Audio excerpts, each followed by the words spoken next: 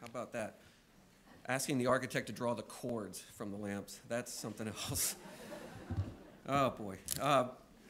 So let's move on to the landscape. I found a quote in the book that actually gives me a little bit more of a clue that maybe it did really begin with the landscape.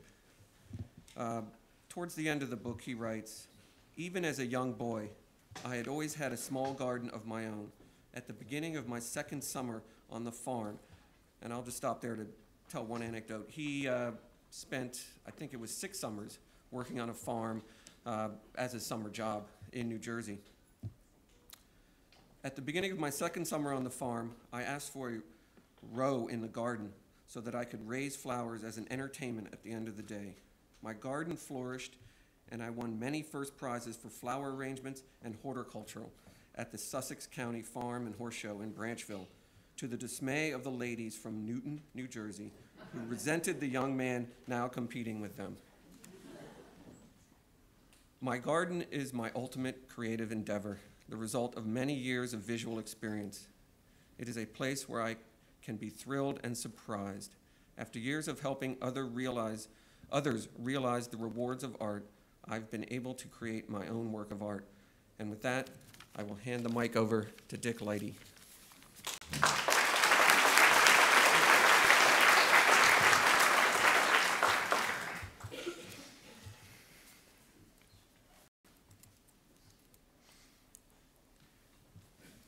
Tom and I were founding members of the board of the Garden Conservancy together, and we shared formative experiences in Sussex County, New Jersey, as Whitney has just mentioned, and in agriculture at Cornell. For he did start out in agriculture at Cornell, and then they stole him away in architecture and fine arts. But to the end, he had all of these things in his person.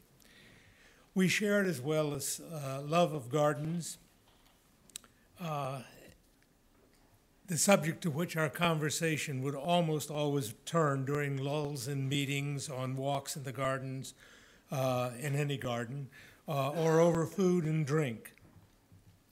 I came to gardening with an analytical bent, a love of botany, and a need to work with nature. He, through his lifelong passion for growing plants and his intrinsic appreciation of art in all of its manifestations. We had different origins, but we came together at many points.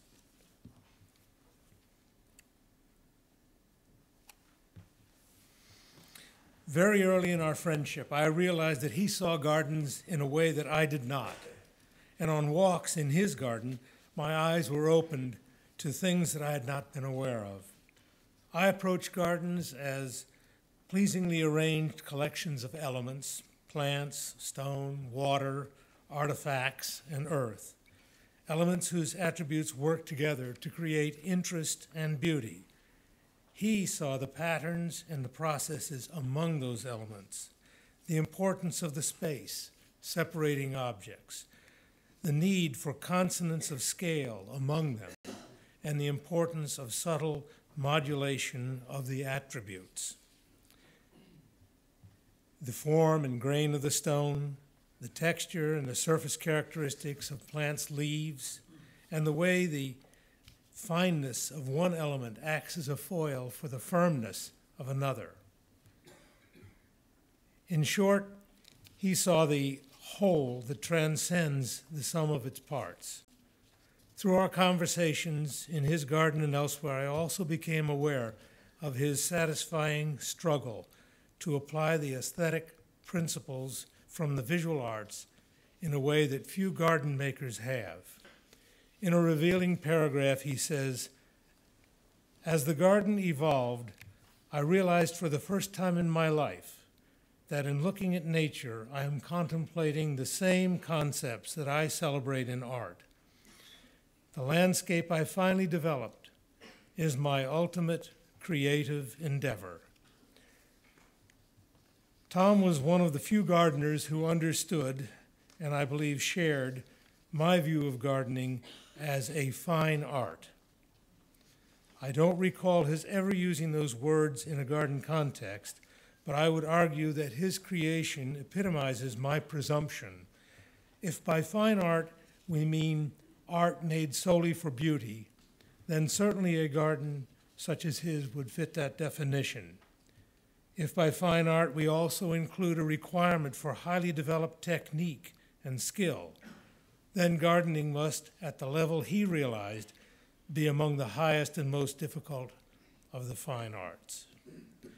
For even neglecting the bewildering diversity that exists among plants, stone, water, and site, what other art must encompass the need for a constant flow of resources, the skillful blending of daily change and fleeting fluctuations of light, the dance of leaves and grasses in the breeze, the seasonal rhythm of sprouting, growth, and color change, and the senescence inherent, even the senescence, in living things in the world outside. In a garden like Tom's, the need to control or work with all the qualities in living art is fundamental.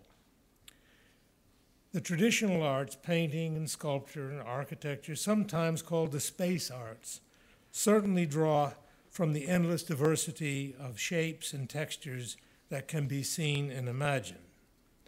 Tom's garden fully embraced these, the forms, textures, colors of plants and earth, the grain of the stone, the fluidity and transparency and reflectance of water. Tom drew from the time and space arts as well, music and dance. Strolling with him through his garden was a lesson in choreography. He orchestrated spaces and features to give a succession of contrasting and harmonious experiences throughout his house and garden. Yet, the whole landscape, seaside and landside, has an overriding integrity, an integrity based in his own special personality and the way he saw his creation. The intention at each point was generally clear, although I confess I sometimes had to have my attention drawn to the finer points, and he was good at that. He was, for me, a real teacher.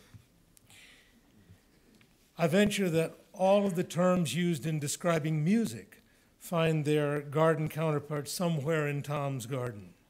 Story and melody unfold linearly as we walk. Sonic and dissonant chords occur as we pause to contemplate a scene composed deliberately to excite or soothe. Rhythm and tempo change in accord with the varying complexity of plantings and their arrangement.